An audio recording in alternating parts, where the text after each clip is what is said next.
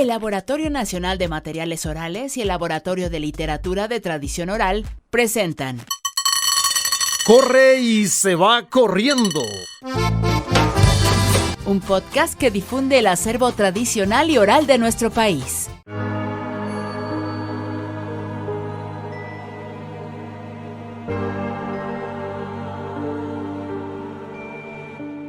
Bienaventurada Santa Marta, digna sois y santa, de mi Señor Jesucristo, querida y amada, de mi Señor la Virgen María, huéspeda y convidada.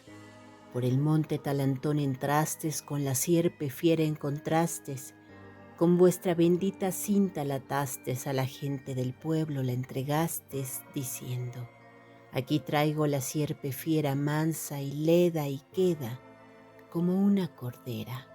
Así como esto es verdad, os pido que traigas a fulano manso, ledo y quedo.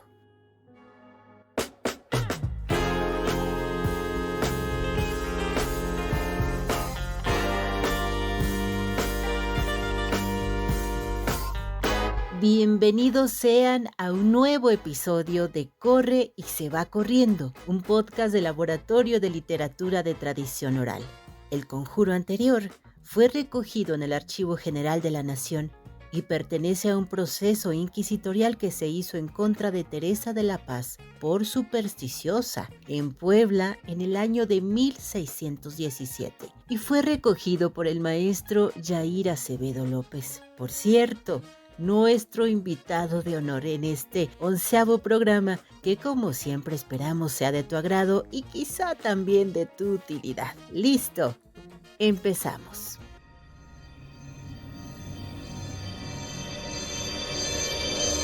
Entonces, ese lugar, anteriormente, allí había vivido una mujer muy rica, ¿sí? Una mujer muy, que se llamaba Evencia, porque recuerdo mucho el nombre. Evencia era una mujer muy hermosa, una mujer que a todo mundo lo hacía así, de los hombres que se le acercaban eran pocos para ella. Y tenía un dicho: aunque seamos del mismo barro, no es lo mismo comal que jarro. Nadie le llegaba, pero un día llega un joven guapísimo, ¿sabes? Y que de repente se queda Evencia prendada de él, pero él ni siquiera la volteó a ver. No, ese es el hombre. Total que ella trata de llamarle la atención, deja caer el pañuelo, una flor, bueno, y él, nada. Entonces alguien le dijo: oye, ¿qué crees que hay una bruja por ahí? Y ¿qué te parece si vas a verla? Y dice: pues sí voy. Y entonces ya fue a buscar a la bruja, ¿verdad? Y todo, y le dice la bruja, ¿verdad? Una mujer también hermosa, joven, y le dice: pues mira, yo para hacerte el hechizo necesito saber cómo está el muchacho y conocerlo siquiera de lejos y todo para que sea un hechizo verdadero. ¿Sí? ¿Cómo no? Y se van las dos y le dice: mira, es aquel. Ay, y se queda la hechicera. Qué guapo está.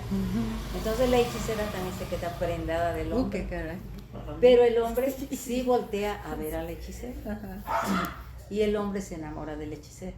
Le da a Evencia su: ándale, sí, tú dale esto acá y allá y más allá. Entonces Evencia intenta por todos lados, pero él nunca cae. Entonces llega y dice: no, pues es que esto no es posible, el hechizo no hace efecto, él no cae conmigo ni nada. Ya sé, voy a mandar a la Santa Inquisición, voy a decir que esta mujer es bruja, y va a ver y sabe qué tanto, y que la denuncia, y que viene la Santa Inquisición por ella, y que se la llevan y la juzgaron en México y todo, ¿verdad? Entonces, pues Evencia acá haciendo circo maroma, y el muchacho, nada. Entonces, en un momento en que la juzgan a ella, la condenan a la hoguera. ¿Sí? Le encendieron fuego y todo. Evencia ya estaba en su casa, ¿verdad? Muy tranquilamente y todo, cuando empezó a arder la bruja en la Ciudad de México, en el, ¿cómo se llama? En el momento en que le dieron a ella su castigo. Pero al estarse quemando la bruja dijo: al igual que yo, Evencia Castillo, tú también arderás. Y en ese momento, en ese lugar, en esa casa, en ese espacio, se hace un incendio. Y se quema toda la casa y todo lo que en la casa había. Y Evencia se muere también. Okay. ¿sí? Y al igual que yo arderás con todo. Le lanzó desde allá la bruja la maldición. Tu casa, tus propiedades, todo morirá contigo. Y muere Herencia. Se queda el lugar. Construyen el Teatro Rosales. Pasa la primera desgracia. La segunda desgracia por la que tuvieron que remover el Teatro Rosales es porque se inició también un incendio que acabó con el Teatro Rosales. Sí. Entonces hacen el Cine Rex. ¿Y cómo terminó también el Cine Rex? En otra chamusquina, ¿verdad? Así que hay que pensar en el lugar porque está así. ¿Son los conjuros amorosos poemas tradicionales con valor estético intrínseco? ¿Son lo mismo que un ensalmo, que una oración o pertenecen a un orden distinto? ¿Quién o para qué los usaban en el siglo XVI y XVII? Para cerrar bien el año, decidimos dedicar el programa al tema de los conjuros amorosos, y para ello no hay mejor referencia que Yair Acevedo, quien antes de entrar de lleno en lo que nos ocupa, nos cuenta de él mismo, de su formación académica y de lo que es la literatura de tradición oral desde su perspectiva. Soy originario de Zacatecas, pero hice mi maestría en el Colegio de San Luis. Fue un asunto un poco casual, un poco fortuito, porque se emitió una convocatoria para el Verano de la Ciencia, región Centro-Norte, y por azares del destino llegó un folleto a mis manos y me enteré que existía, digamos, esa convocatoria para estudiantes que estábamos cursando los últimos semestres de la licenciatura. Entré al catálogo de investigadores que estaban disponibles para realizar una estancia con ellos y fue ahí donde encontré el proyecto de personajes sobrenaturales en la literatura de tradición oral de México, de la doctora Claudia Carranza Vera. Me postulé, afortunadamente me aceptaron y fue así como conocí el Colegio de San Luis. Mi primer acercamiento con los personajes sobrenaturales fue en esta estancia que hice en el Colegio de San Luis y la verdad es que es un tema bastante cautivador. Creo que muy pocas personas no se sienten atraídas o no sienten algún interés por estos personajes que nos cuentan o de los que tenemos noticias de que somos pequeños, ¿no? Desde la Llorona que se aparece en los arroyos hasta el charro negro que acecha por los caminos solitarios. Entonces, bueno, tenía yo ya una particular afinidad por estos temas y pues simplemente detonó completamente cuando hice mi estancia de investigación. ¿Cuál es tu concepto de literatura de tradición oral? Pues la literatura de tradición oral es todo este bagaje cultural, todos estos textos, patrimonio inmaterial que vive en la memoria de las personas, que tiene como principal soporte la memoria y la voz, que en algún momento sí llegan tal vez a ponerse por escrito, pero que su principal vía de transmisión es a través de la palabra viva, ¿no? Personas que cuentan una leyenda, que le cantan una canción de cuna o que cantan una canción para realizar alguna labor doméstica o alguna labor de campo. Sus hijos la escuchan, la memorizan, la aprenden y luego la transmiten a la siguiente generación. Es parte, digamos, casi que genética de las poblaciones que configuran no solamente su idiosincrasia, sino también su cosmovisión y su forma de entender la vida.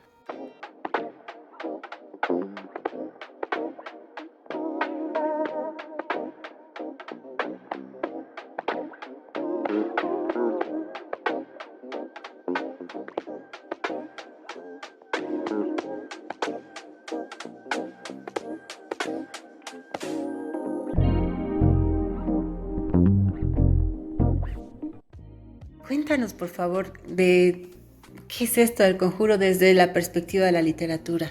Sí, claro. Bueno, creo que un poco la atracción que tenemos un poco tanto con los personajes sobrenaturales como con los conjuros es que se desarrollan, digamos, un poco en el terreno de la prohibición. Por ejemplo, cuando pensamos en la Llorona, en el charro negro o en apariciones que se suscitan en algún lugar en específico, es porque la persona que las observa o las personas que sufren esas apariciones están realizando algo que moralmente o desde la perspectiva del pueblo no está bien vista. Por ejemplo, andar a deshoras borracho por la calle, no obedecer algún tipo de regla, ¿no? Y eso también creo que pasa un poco con los conjuros. Los conjuros, por lo menos desde el siglo XVI, desde que existe la Inquisición española, siempre fueron composiciones, por lo regular casi siempre en verso, aunque también hay algunos en prosa, pero por lo regular se dan en verso, que fueron prohibidas justamente porque manifestaban deseos, manifestaban actitudes, manifestaban creencias que desde la perspectiva eclesiástica pues estaban mal vistas, ¿no? Ya fuera porque manifestaban deseos incompatibles con la doctrina religiosa, que incluso contravenían los mandamientos, o bien porque rayaban de alguna forma con la herejía. El conjuro, aunque existen diversos tipos de conjuros para básicamente cualquier necesidad urgente de la vida, desde huir de la justicia hasta encontrar objetos perdidos, hasta encontrar saber que fue de una persona de la que hace mucho tiempo no sabemos. Probablemente la principal ramificación del conjuro, tanto en España como en el Nuevo Mundo, fue el conjuro amoroso. Y justamente el conjuro amoroso lo que manifiesta es la urgencia de las personas por ver satisfechas sus necesidades amorosas o sexuales por lo regular. Y en estos conjuros puedes encontrar una amplia gama de variopintos personajes, ¿no? Desde personajes eclesiásticos, desde figuras sagradas como la Virgen María, Jesucristo, algunos santos como San Antonio, San Anselmo, pero a veces también conviviendo con estos santos aparece el diablo cojuelo, aparece el demonio de la putería, aparece el diablo del horno. Entonces digamos que en estas manifestaciones líricas no solamente se pueden ver un poco las necesidades más urgentes de las personas, sino que también es un lugar donde se conjugan varios tipos de personajes y de creencias, tanto religiosas como paganas. Acabas de decir algo que, Jair, merece que nos platicas un poquito más, líricas. ¿Qué significa esto? Pues es un tipo de discurso que, a diferencia de, por ejemplo, una leyenda, tiene cierta regularidad métrica, cierta sonoridad, cierta musicalidad, y pues digamos que en este caso la unidad mínima de todo discurso lírico pues sería el verso, ¿no? Se respeta cierta rima, tal vez no de una manera tan exacta como se haría en poesía culta, pero sí hay una sonoridad, hay una cadencia, hay una serie de rimas que se respetan en este tipo de composiciones. ¿Y podrían al mismo tiempo estar ligadas con textos narrativos? Sí, de hecho los conjuros pertenecen a la lírica. Sí hay algunos, digamos, que van perdiendo esta sonoridad o van perdiendo esta rima y al final se transmiten ya un poco más como en prosa. Sí, tienen, digamos, una vinculación muy fuerte, por ejemplo, con las cancioncillas del Siglo de Oro, con estos versos que se cantaban en diferentes momentos del día o que tenían que ver a veces con labores que las personas realizaban, ¿no? Que también, por ejemplo, en ese sentido hay mucha lírica amorosa de finales de la Edad Media, principios de la Edad Moderna, ¿no? Y en ese sentido sí se inscribiría un poco el conjuro como tal. Sin embargo, sí, también en algunos tipos de conjuros, sobre todo los más elaborados, sobre todo aquellos que tienen como personaje principal a un santo, también abrevan de la narrativa. Eso es muy interesante porque por lo regular lo que hacen estos conjuros más elaborados, te digo, los que van dirigidos a San Antonio, a Santa Marta, a San Anselmo, lo que hacen es que retoman pasajes de las leyendas de los santos, digamos que se reorganizan en forma de versos, de estrofas, y se cuenta, digamos, algunos de los hechos más importantes de la vida de este santo. Y entonces se hace una analogía con aquello que se está pidiendo. Por ejemplo, probablemente uno de los conjuros, entre los conjuros más famosos que circularon en la Nueva España y en España durante el siglo XVI, son los conjuros dirigidos a Santa Marta. En la leyenda dorada de Santiago de la Vorágine, el episodio más famoso de Santa Marta es que logró dominar a un dragón que aterrorizaba a un pueblo de Francia. Y lo que hace Santa Marta cuando lo domina es colocarle un lazo en el cuello y guiarlo hasta un pueblo donde los habitantes terminan matando. En todos los conjuros dirigidos a Santa Marta lo que hacen es justamente establecer un paralelismo. Así como Santa Marta fue capaz de dominar al dragón, de someterlo, de amarrarle el cuello, pues yo quiero que tú, Santa Marta, me ayudes a dominar a mi marido, a ponerle un collar sobre el cuello y a dominarlo por completo. Entonces esos son los tipos de analogías que se hacen.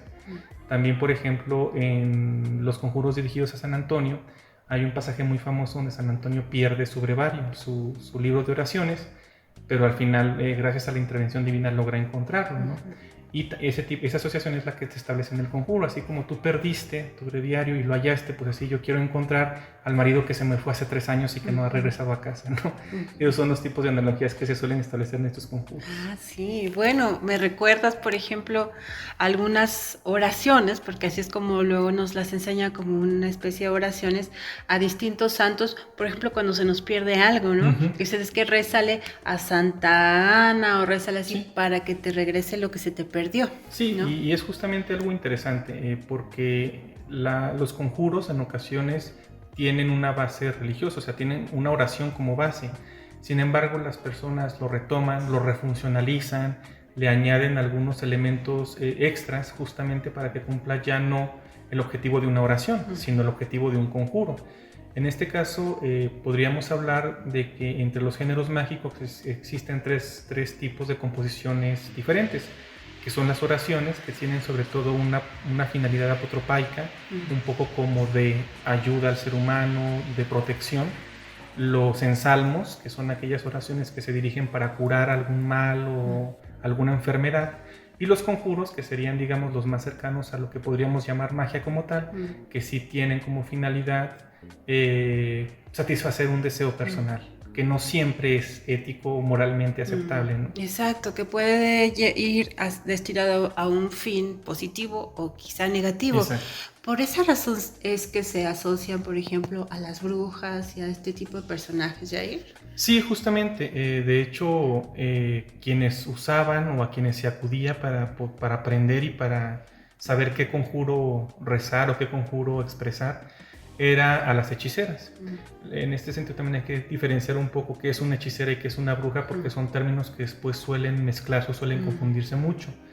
Digamos que la bruja es un personaje más que nada fantástico, no hay una evidencia que nos indique que realmente existieron brujas como tal.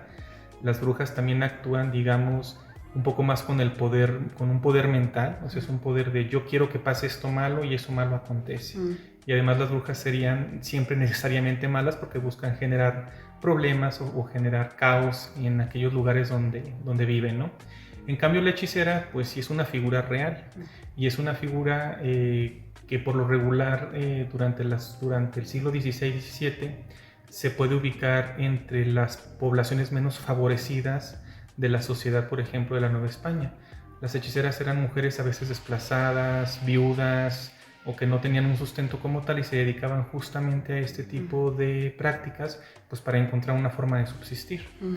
Estas mujeres además, digo mujeres porque fueron generalmente ellas quienes atendieron sobre todo problemas de amor, aunque también puedes encontrar por ahí a uno que otro hombre, pero por lo menos en la Inquisición los casos más recurrentes son de mujeres practicando hechicería.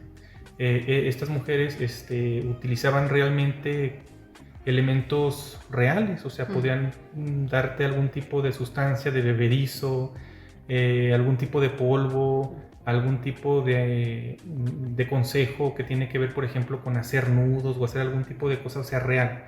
Ellas sí tienen, digamos, un soporte real. Su magia no funciona a través de la mente o desear cosas, sino de realizar una serie de prácticas, ¿no? Y estas personas son justamente las que van a estar más asociadas con la magia amorosa y con el uso de conjuros.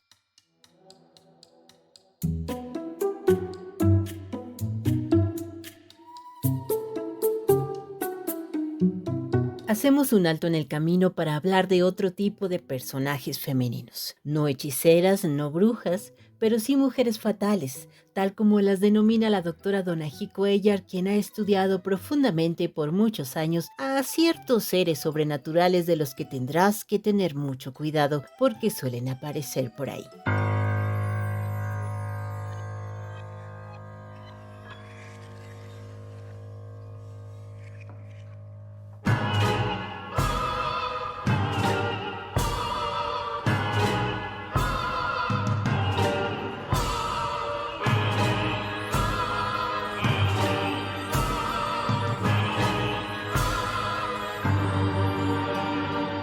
Del sureste mexicano. La Matqui es una chaneca caníbal de la Sierra Popoluca de Veracruz. La Tizigua es un personaje muy parecido también de Chiapas, que tiene diferentes nombres, que se llama la Tixanila, la Yehuatzíhuatl y también la mala mujer. Y esas se encargan de guardar el orden familiar, comunal, del hábitat y del cosmos, o sea, del orden cósmico y terreno. Y entonces ellas castigan, y la Ixtabay, que es de la península de Yucatán, y ellas castigan a los hombres desleales, infieles y borrachos, sobre todo, ¿no? Que abundan en el sureste mexicano. Bueno, mira, hasta donde yo he estudiado, expliqué que desde el altiplano hacia Centroamérica las he encontrado yo. Eso no indica que no existan en otras partes, ¿no? Sí. Sin embargo, sí sé que hay otras entidades en el norte del país y también en otros países, o sea, no es exclusivo de México este fenómeno de las entidades sobrenaturales femeninas que se expresan como guardianas del orden cósmico y terreno. Y bueno, yo creo que estas entidades obedecen la existencia de este tipo de entidades en el mundo, porque no es exclusivo de México, obedece a un sistema de creencias, a una cosmovisión. Entonces, por ejemplo, las que yo estudio están afianzadas en las cosmovisiones de las etnias de donde provienen estas leyendas y estos cuentos. Entonces, no quiere decir que esas cosmovisiones sean exclusivas de los indígenas de México. He platicado, por ejemplo, con Óscar Abenojar, que es un colega del Colegio de México, joven, bueno, más joven que yo, que no tengo el gusto de conocer, pero yo creo que próximamente lo conoceré. Pero él me dijo por teléfono, me dijo, ay, don Ají, es que yo estudio esas mismas manifestaciones en el Caribe, y creo que en África también hay. Entonces, bueno, no estoy enterada, o sea, no conozco esos personajes, pero todo viene de una cosmovisión, de una manera de ver el mundo, ¿no? Y si tú lo quieres ver desde otro ángulo, desde otra perspectiva, por ejemplo, psicológica, pues Jung nos habla de que el inconsciente colectivo se ordena en arquetipos, ¿no? Entonces yo creo que, por ejemplo, el arquetipo del borracho, el arquetipo del mujeriego, el arquetipo del haragán, son universales, ¿no? Siempre hay un borracho en el pueblo, un mujeriego, un haragán, etc. Y digamos que estas leyendas son es la manera en que la comunidad plantea la solución del problema, ¿no? Es decir, ¿qué vas a hacer con el borracho? Bueno, pues le vas a meter un susto a ver si se compone, ¿verdad? O el mujeriego, etc. Entonces creo que estas estructuras del inconsciente colectivo que se ordenan en arquetipos, pues son comunes en todos los pueblos del mundo.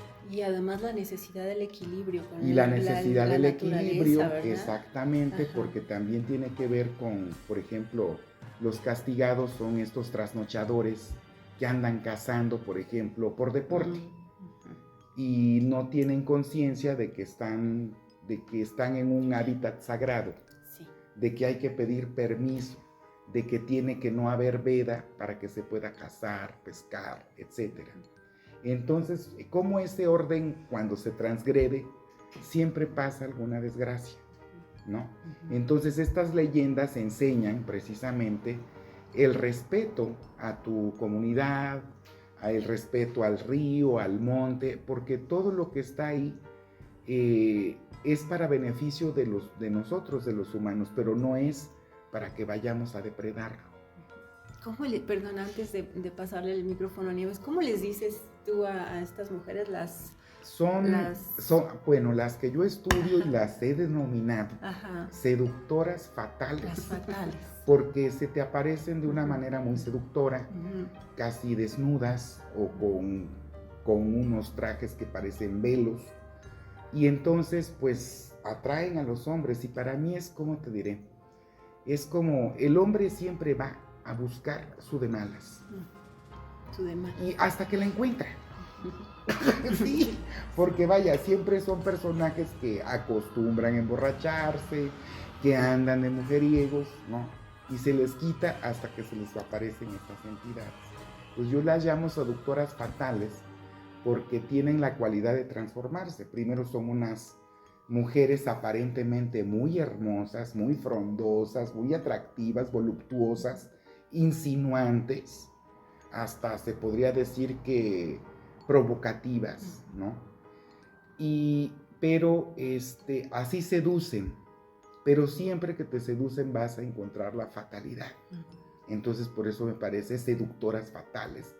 Y el origen mesoamericano pues viene de que ellas son advocaciones de antiguas diosas del panteón mesoamericano.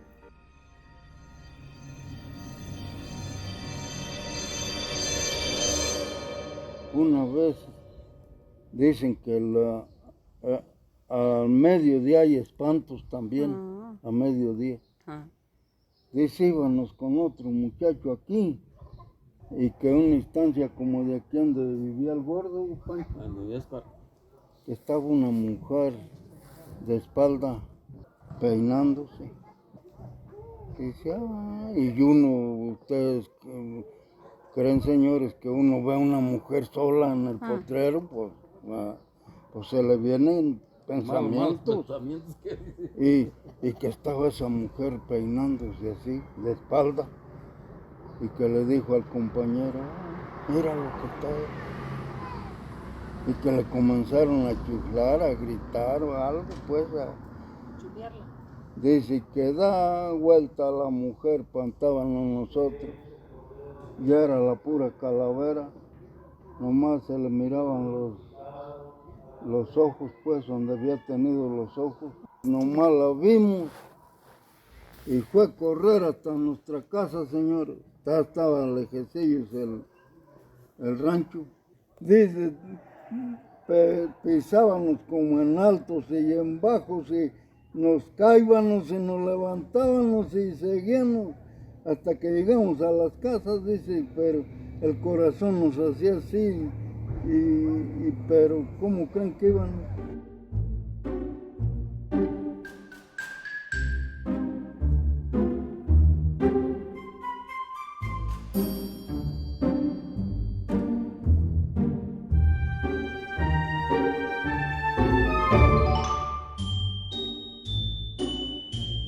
La eficacia de las palabras es contundente. Por medio de la voz se suscitan fuerzas ocultas. El acto sobrenatural se incentiva con la magia de las palabras. A través de fórmulas que son conjuros interceden fuerzas sobrenaturales para lograr fines amorosos. De ahí que muchas mujeres fueron acusadas y llevadas a la Inquisición. Así nos lo sigue contando Yair Acevedo.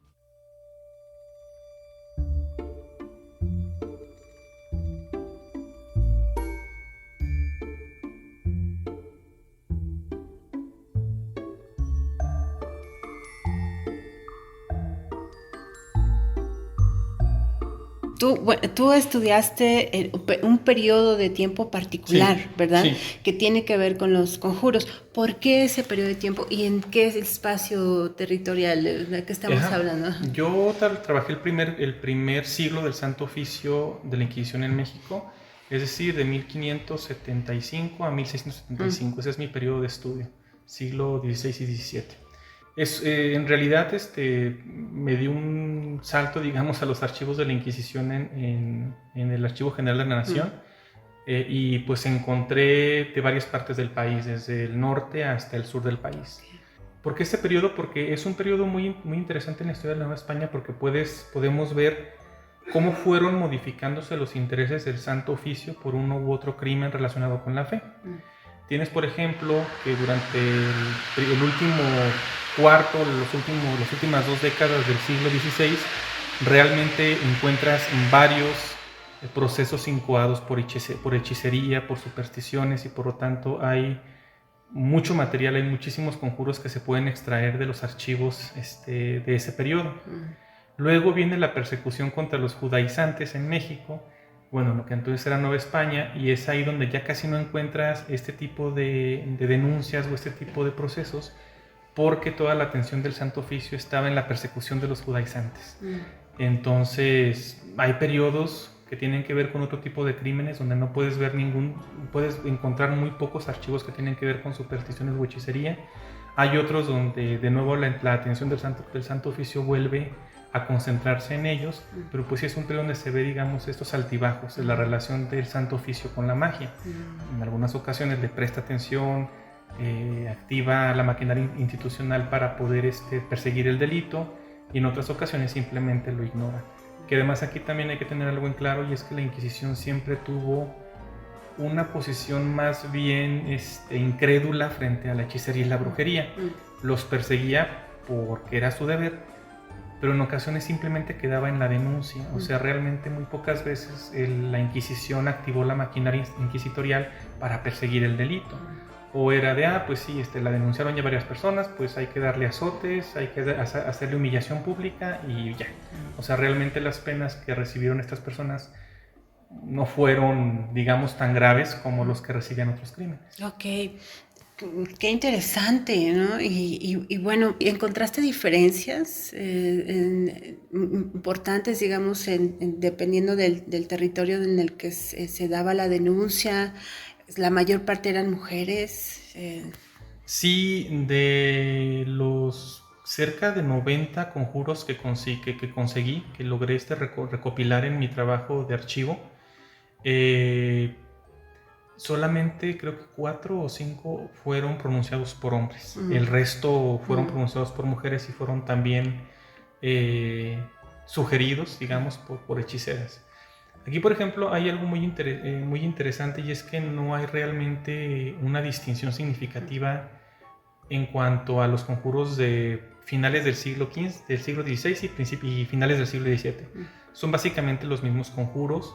Evidentemente tienen variaciones, pero son variaciones mínimas en comparación con las que podemos encontrar en otros géneros de la literatura tradicional. Y eso tiene que ver un poco con la propia naturaleza del conjuro. O sea, son palabras mágicas. Mientras más exactas las pronuncies, más efecto tendrán. Entonces, por eso no se ve esta tendencia a la variabilidad que sí encuentras en versiones de otros tipos de géneros, tanto líricos como narrativos. Entonces, un conjuro de Santa Marta de, no sé, 1595, un conjuro de Santa Marta de 1628, 44, más o menos conservan los mismos elementos. Son cambios mínimos los que se aprecian. Ajá. Y bueno, estos conjuros los encuentras en la propia denuncia. Sí, exactamente. Por lo regular, es algo muy interesante. Por lo regular, quien va a denunciar es una cliente de una hechicera que dijo el conjuro y digamos que siguió la receta al pie de la letra, pero no pasó lo que quería. Y el problema es que le pagó a la hechicera por algo que nunca sucedió. Entonces van a denunciarlo. Dice la doctora Cecilia López Ridaura que la Inquisición era como la Profeco para las hechiceras, porque pues iban a quejarse pues de que, oiga, pues yo pagué por el hechizo y el hechizo no funcionó, pues voy a delatar a la persona que me lo sugirió o que me lo recetó. Yo sé que era de Charcas, sí. ¿La de las Lloronas? Charcas. Llora porque echó 2 hijos al río en los charcos de Santana, aquí en San Luis Potosí, y se los llevó el río, y ella cuando vio que se los había llevado, iba al agua a alcanzarlos. Y otro día resultó en un pedatal estirada. No, usted que empieza de otro modo. Y luego por eso se le escucha llorando. Por eso anda buscando de todo el río. O sea que mire, esa era de la vida alegre, que vino de Charcas a San Luis Potosí, con 2 hijos. Y como les gustaba mucho la vida alegre, le estorbaban.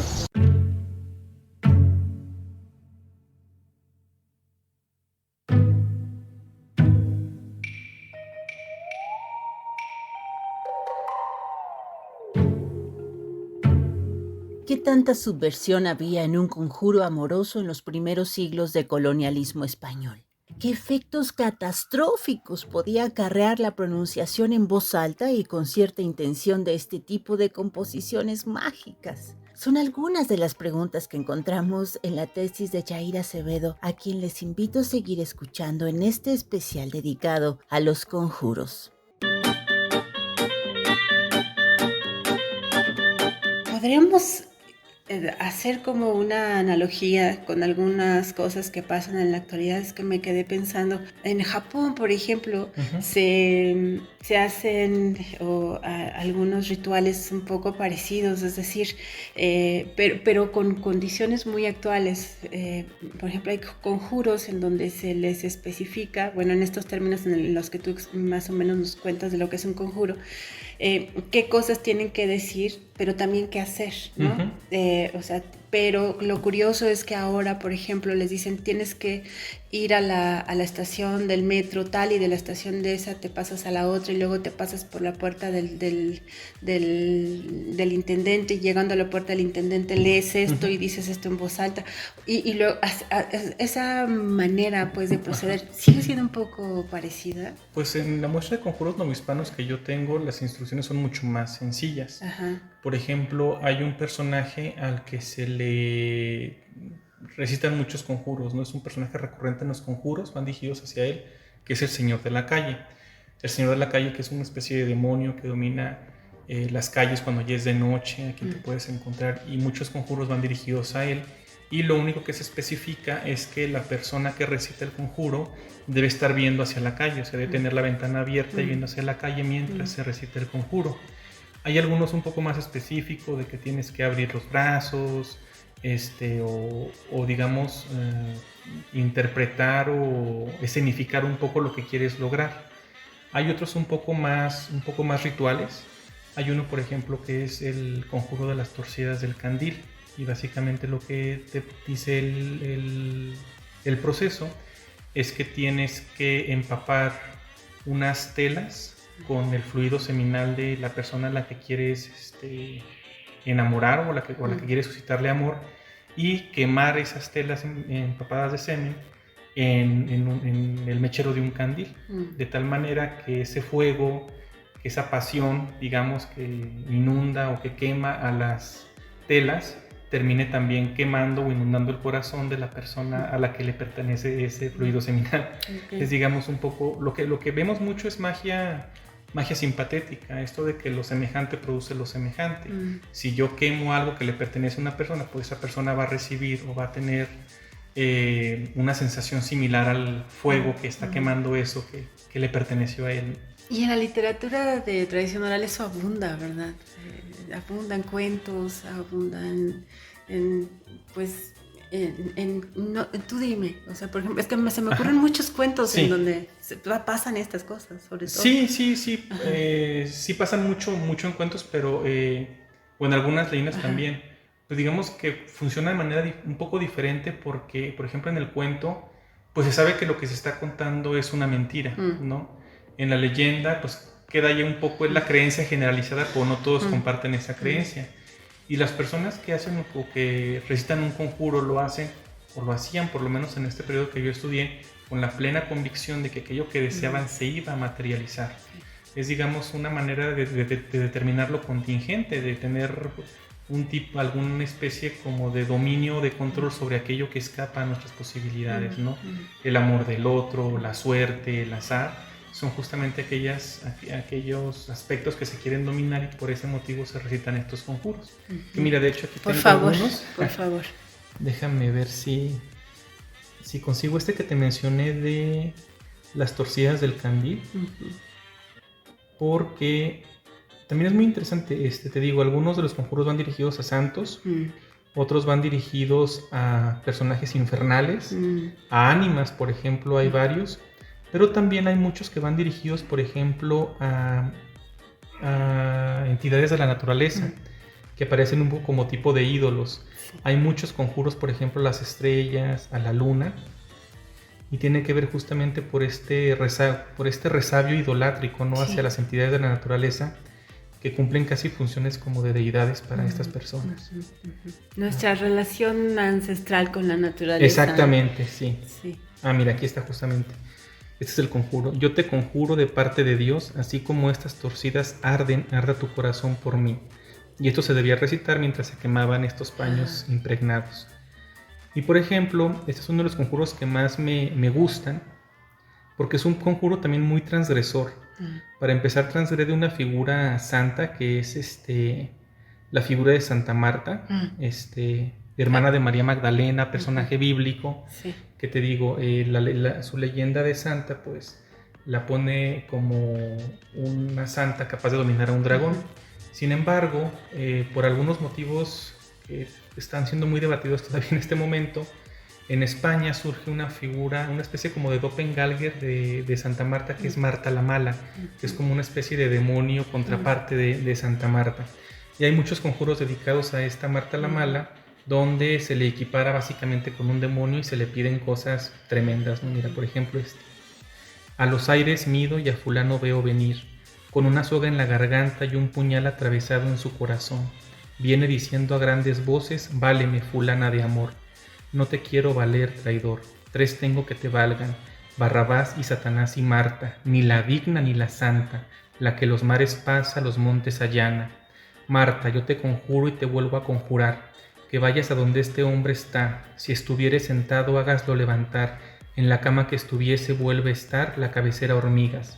Marta, haz lo que te pido, diablo cojuelo, tráemelo luego, diablo del horno, tráemelo al torno, diablo de la calle, tráemelo en el aire, y si lo has de hacer dame señales, perros ladren, gallos canten, derramen agua y llamen a puertas, ¿no? Si la urgencia de tener al ser amado a tu lado, y el hecho de pues, tener que recurrir a estas figuras demoníacas para que no pueda estar tranquilo hasta que no vuelva contigo. Eso es básicamente el trasfondo de muchos de los conjuros amorosos. Y formalmente cumple con muchos de los requerimientos de la lírica. Sí, ¿no? exactamente. Hay verso, hay musicalidad, hay una cadencia en todo el conjuro. Sí. Y eso ayuda a la memorización. Por supuesto, ayuda a la memorización. Aquí te digo, lo importante sobre todo es siempre que el conjuro debe recitarse lo más fielmente posible para que tenga mayor efecto. Qué interesante. Sí, aquí además este caso es muy interesante, el de este conjuro, porque la mujer que lo recita, que también es muy interesante todo el proceso, muchos de los conjuros que se consignan son de autodenuncias. Personas que después de un rato se sienten mal de la conciencia y van a sí mismas a denunciarse a la Inquisición. Es que pues, en un momento de debilidad dije este conjuro. Y el conjuro, este conjuro en particular de Marta la Mala, esta versión en particular, es muy interesante porque la persona que lo recita es una mujer que se encuentra en un recogimiento en la Ciudad de México, el recogimiento de Santa Mónica, que está ahí porque su marido la apuñala. La apuñala porque tiene como un mal presentimiento de ella, la apuñala, casi la mata. Y la mujer, después de recuperarse, pasando al borde de la muerte, lo único que quiere es volver con su marido. Porque bajo las condiciones de la época, las convenciones de la época, pues lo peor que le puede pasar es ser una mujer abandonada. No que su marido estaba a punto de matarla, sino que la hayan dejado en este recogimiento para mujeres. Impresionante. Bueno, Jair, mucho podríamos seguir claro, conversando acerca de esto. Yo creo que si me lo permites más adelante claro, podemos platicar más. Por último te pediría para la gente que le interesa pues, informarse, saber con más extensamente de tu investigación, ¿dónde encuentra la información? Sí, pues mi tesis de maestría, que es de donde parte todo esto que comenté el día de hoy, está en el repositorio institucional del Colegio de San Luis. Sin embargo, también ya varias páginas de esoterismo la han retomado y la pueden encontrar en algunas páginas de esoterismo también. Pero digamos que la fuente principal, la fuente confiable está en el Colegio de San Luis. A ver, yo creo que sí vale la pena una precisión. O sea, bueno, para mí por lo menos que hemos estado hablando muchísimo en estos días del contexto, ¿no? Ajá. O sea, sacar de contexto ese tipo de pues en este caso conjuros, sí. ¿Qué repercusiones puede tener, ¿no? ¿Cómo está? Bueno, pues es importante que sepa que yo hago esta investigación desde una perspectiva académica puramente. O sea, yo no creo, digamos, que todo lo que se dice ahí tenga realmente un efecto. Hay algunas cosas, por ejemplo, en los archivos de la Inquisición que uno sabe que sí tienen efecto. El uso, por ejemplo, de algunas plantas o de algunos hongos que pueden llegar, por ejemplo, a adormilar un poco a la gente y pues mantenerla bajo control. Esto sí funciona. Pero el hecho de recitar palabras me parece ya que es algo más ornamental, ¿no? No funciona tanto eso, sino el narcótico que se ofrece. Pero bueno, pues es que esto no es una guía para que la gente la ponga en práctica esto, ¿no? Sobre todo porque algunas recetas o algunas cosas que acompañan al conjuro pues sí pueden ser un poco peligrosas si a alguien se le dan. Pero sí está ahí para quien tenga curiosidad de cómo ha evolucionado la práctica de la magia amorosa a lo largo de la historia. Y también para que vean que algunas cosas, algunas prácticas de hace 400 años, 300 años, pues no han cambiado mucho justamente. Y te centraste más en lo amoroso, ¿verdad? Sí, solamente en el conjuro amoroso. Sí, porque pudiste haberlo retomado por otro lado. Sí, exactamente. Okay. Pues muchas gracias, Jaish. Muchas gracias. Hasta la próxima. Hasta la próxima. No sé ustedes, pero yo quedé hechizada con la entrevista. Ha sido muy interesante escuchar y aprender junto a Yair Acevedo acerca del tema de los conjuros amorosos. Gracias por permitirnos conversar contigo. Y antes de despedirnos, y como ya se nos ha hecho costumbre, dedicamos un segmento a los más pequeños y a los no tan pequeños. Soy Sofía y hoy les voy a cantar un juego del Palmas que se llama Margarita Margarita y es de Villanueva, Zacatecas. Margarita, Margarita, ahí viene Vicente. Sácale la silla para que se siente. Y si no se sienta, lo llevas a la plaza, le compras un juguete. Y si no lo quiere, le metes un piquete. Y pues ya, le picas la barriga a tu compañero.